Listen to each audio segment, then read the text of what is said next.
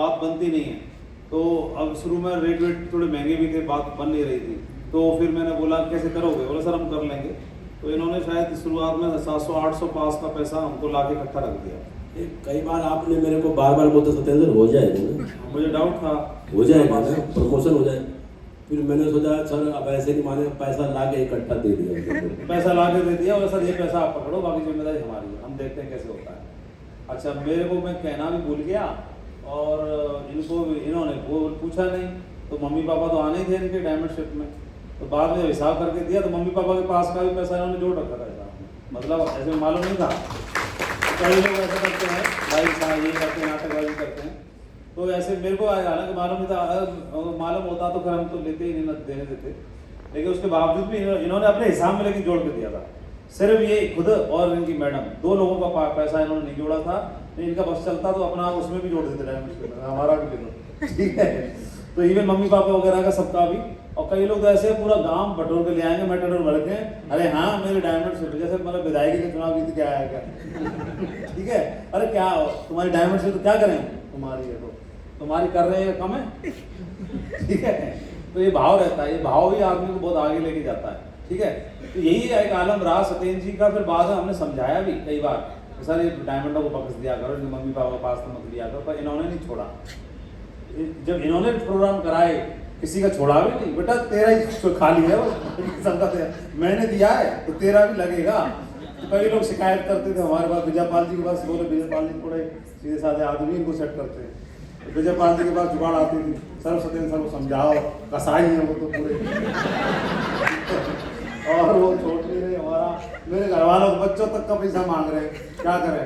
तो विजयपाल जी फिर कैसे बोले, भाई उन्होंने दिए तो तुम भी तैयार हो जाओ, उन्होंने भी दिए।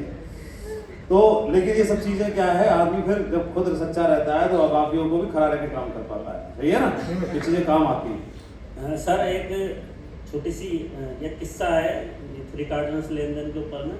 मुझे अच्छी तरह याद है जब मैं नया 28 बिजनेस में, संडे का सेमिनार खत्म हुआ और सर को किसी काम से आगरा आना था, और मतलब फ्राइडे को हर हाल में पहुंचना है। हमें शोपर में ये भी मालूम नहीं होता था कब आ रहे हैं कब जा रहे हैं, एक दहशत बनी रहती थी कि हाँ सर यही है। तो इन्होंने फिर हम लोग गए सर के पास में किसी काम से, तो इन्होंने कहा सर तो मैं जा रहा हूँ, फ्राइडे को आ जाऊँगा। जो हमारे अपलाइन है ओम प्रकाश से वो साथ में थे, उन्होंने कहा सर आप जब जा रहे हो तो फॉर्म वगैरह की जरूरत पड़ेगी हम लोगों को, तो फॉर्म तो चाहिए। तो सर ने फिर मतलब 7 फॉर्म थे और ऐसे गिन गिन के दिए जैसे 2-2 हज़ार के नोट है वो, जैसे कुछ चिपक के नहीं चले जाए, हाँ है ना। और इस तरह से 7 फॉर्म थे कि ये 7 फॉर्म ले लो। और जैसे ही उन्होंने फॉर्म रखे और जाने लगे तो सर ने बोला जगह 7 दो और हिसाब ऐसे लगाएंगे। मैंने तो हालांकि तुरंत जोड़ लिया 7 के 21 और 2450। सर ने तो ऐसा जोड़ा जैसे 2-4 करोड़ हो गया वो, इतने देर में 2450 रुपये, हाँ कहीं कम ना हो जाए, हाँ 2450। उन्होंने कहा सर अभी तो भरूंगा ये वो, जिसके बाद वापस रखो दो, ऐसे थोड़ी होता है।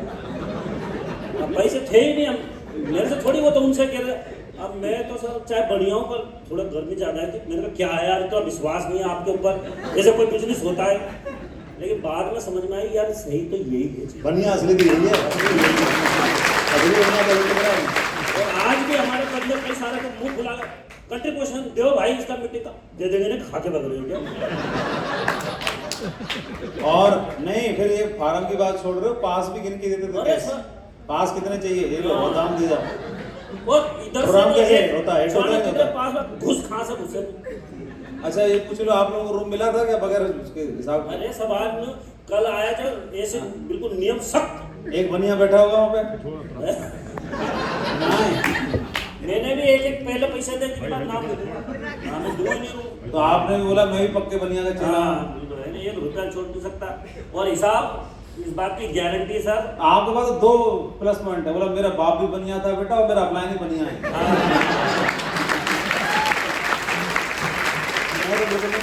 और लेन देन के मामले में पैसे की कोई बेईमानी नहीं करे, चाहे कुछ भी हो जाए सर। अगर एक व्यक्ति ज्यादा है, कितना ही गुस्सा है हमारे भीड़ में जब भी निकाल के लिया, एक व्यक्ति ज्यादा है। बहुत बढ़िया, यही चीजें हमेशा काम आएंगी। मैं बड़ा निश्चित रहता हूँ जब आप लोगों की मीटिंग प्रोग्राम होते हैं। बाकी में तो फिर विजयपाल जी अभी फ्री है इस बैच में, कोई और बेच आएगा तो विजय पाल जी की ड्यूटी रहेगी गेट पे ये सब हिसाब किताब करने की, इनके पैसे छूटेंगे और ये कितना भी मिला है लाभ तक पूरा मिलेगा नहीं लोग और उस वक्त में जब हम काम करते थे मैंने कभी सर के मुँह से ये नहीं सुना कि यार खाना खाना है मुझे, बस कहीं भी चलना आओ चले, कितने बजे चलना ये बता दो, मतलब शेड्यूल एकदम फिक्स है और दिन भर कहीं न कहीं है। ऐसा कई बार मेरे साथ हुआ है कि हम कहीं पे फॉलो पर गए तो एक बार में लगातार 3-3 जगह जा रहे हैं, रास्ते में से ही उधर से निकल गए। हाँ मतलब हम लोग भी करते थे यार सर रात को ट्रेन से चले हैं, इतने बजे जगह होंगे और यहाँ आ गए इतने बजे और 10 मिनट में तैयार हो, लाओ किसको बुलाना है यार, छुट्टे नहीं लगे। मैंने पूछा भी सही एक बार ऐसे सर से, मैंने कहा सर ऐसा रात भर जल के आए हो सुबह और फिर पूरे दिन मिले हो आप, रात के 12 बज रहे हैं सुबह फिर ऐसे, तो ये बोलते थे बेटा तेरे साथ भी ऐसा ही होगा और सब आदत पड़ जाएगी। और आज मैं दिल से कहता हूँ सर मेरी वाइफ, मैं तो मानता ही हूँ वाइफ भी है, अब पिता की तरह मानते हैं हम सबको। ऐसी चीजें ये डुप्लीकेट होनी चाहिए, नहीं होनी चाहिए, चीजें डुप्लीकेट नहीं हो रही लेकिन आज भी अगर कुछ बात हो जाए ना तो वो जो बोलते सर से बात कर मतलब एक कंप्लेंट है मेरे दिमाग को चाहता हूँ। तो कई लोगों ने कार्ड रूल को लेके, पैसे के हिसाब किताब को लेके, सारी चीज़ों को लेके जब चीज़ें की हैं तो देखो जो आदमी ईमानदारी से काम करेगा तो फिर ईमानदारी से डिसिप्लिन को टीम में भी मेंटेन करवाएगा, सही है। तो काफ़ी सारे मैसेज मिले, तालियां हो जाए, शाबाश।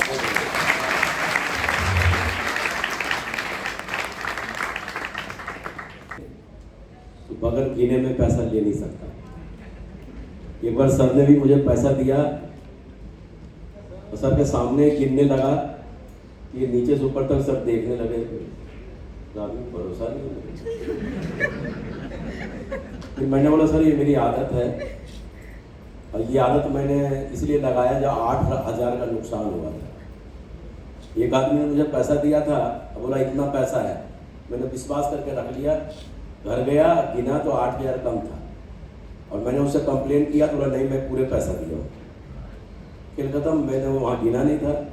तो 8,000 ने मुझे एक सबक दिया कि कोई भी पैसा दे पहले गिन लो। कोई अगर ले जा रहा है तो कोई बात नहीं सर, लेकिन बोलना नहीं, फिर जितना बोल है उतना है, घर जाके बोलना नहीं कि कम है, मानूंगा नहीं, यही गिन लो या फिर डन। तो ये आदत फिर सर ने भी ऐसा बोला एक दिन कि मैंने भी ये अच्छा लगा तो ये कर लेना चाहिए, क्योंकि आपस में मनमुटाव वाली बात, आप 8,000 नहीं माना तो हमारे अंदर आया ना कि आदमी झूठ बोलता है, हमने गिना हुआ 8,000 कम है और ये ऐसा। तो ये जो है ना 34 एक्टिविटी का क्या था, सुबह 6 बजे मेरी 4 बजने में 5 मिनट पहले मेरी जगने की आदत थी, यानी दिमाग में अलार्म था 4 बजने में 5 मिनट बाकी हो, मेरी नींद अपने आप खुल जाती थी।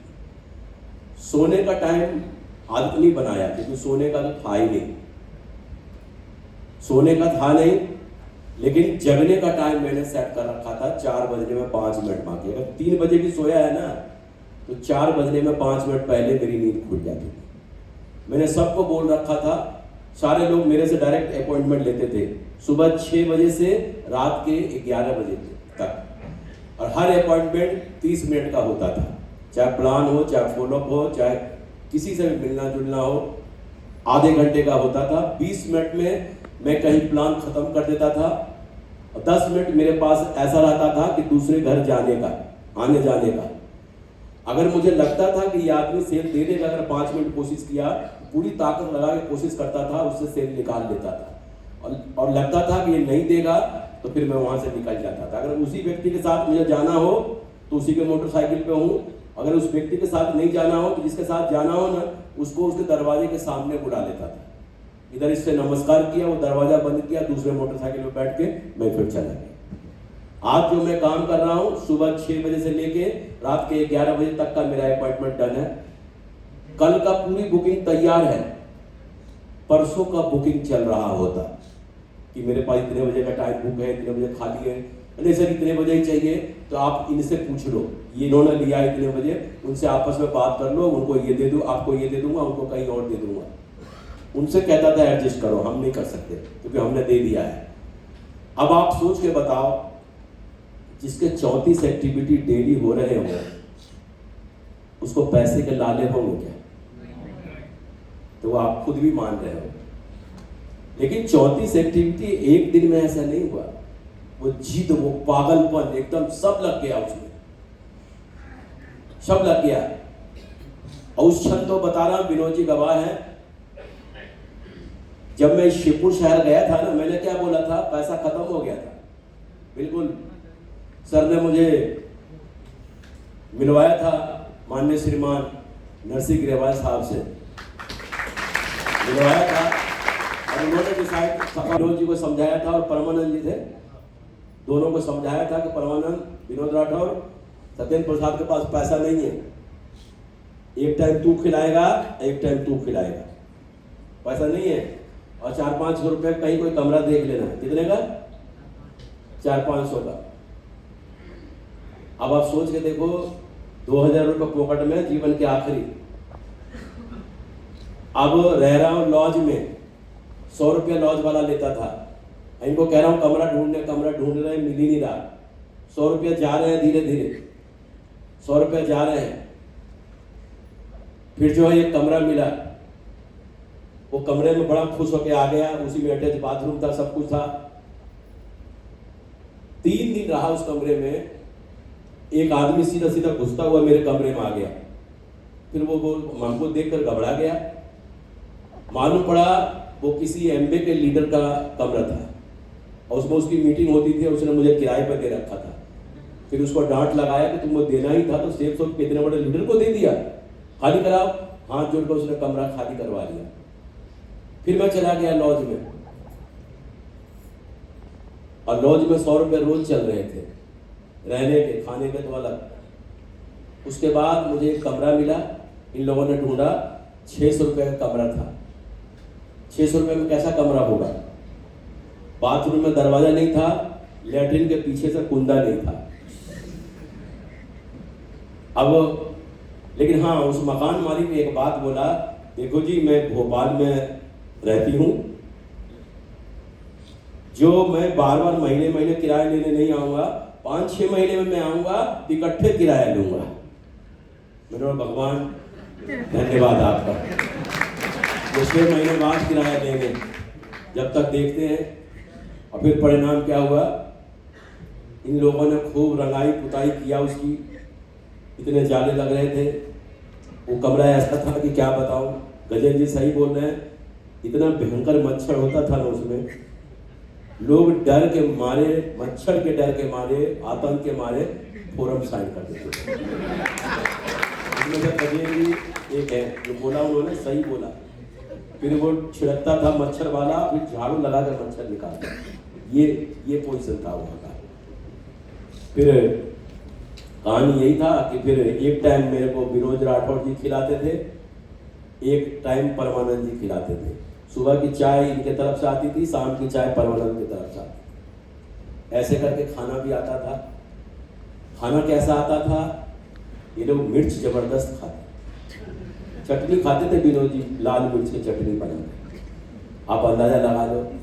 इनके घर से सब्जी आती थी। ये क्या अंदाजा, ये भी वही खाते हैं सब? हाँ सब खाते हैं। लग रहा है ये तो बढ़िया उनके लिए तो। मैं 17 दिन बगैर सब्जी का खाना खाया, और मैं इनकी सब्जी को फेंक देता था क्योंकि इतना जहर जैसा था, और मैं बोल भी नहीं सकता था इनसे कि ये सब्जी में नमक ज़्यादा है, वो मिर्च ज़्यादा है। हटा फेंक देता था चुपचाप, और ऐसे रोटी खा लेता था। और उसके बाद 17 दिन जब बगैर सब्जी का खाना खाया, तो मुझे लगा यार रहना तो जीवन भर यही है, और खाना यहीं का पड़ेगा। फिर जानते हैं, उस मिर्च वाले सब्जी को एक दिन खा गया, नाक मुंह सब से निकल गया, लेकिन खा गया। दूसरे दिन दस्त हो गए, लेकिन दूसरे दिन भी खाया, तीसरे दिन भी खाया। फिर क्या था, वो जहर जैसे खाने की आदत पड़ गई। खाना तो बढ़िया था, थोड़ा स्पाइसी आपको लग रहा होगा। हाँ मिर्च वाली बहुत ज्यादा। तो परिणाम देखो क्या हुआ, परिणाम देखो क्या हो गया। और फिर इनके पास रहते रहते, अब पैसा तो इनसे मांग नहीं सकता था। आपको छोटी सी बात बता रहा, पैसा मांग नहीं सकता था। आखिरी के 100 रुपया बचा था मेरे पास, अब वो जिन्होंने 2000 दिया था वो दोबारा दे नहीं सकते थे। 100 रुपया बचा था, अब वो बचा के इसलिए रखता था कोई मिल गया तो कम से कम चाय पानी तो करा दूंगा इसलिए। और 30 रुपया किराया था वहां घर आने का, तो घर आने का भी इंतजाम सोच के रखा था। लेकिन आखिरी समय मानकर मैंने इनसे बोला कि विनोद जी, इस शहर के जो अमीर आदमी है ना, एक बार किसी तरह से मुझे उस आदमी को मिलवा दो, अमीर आदमी।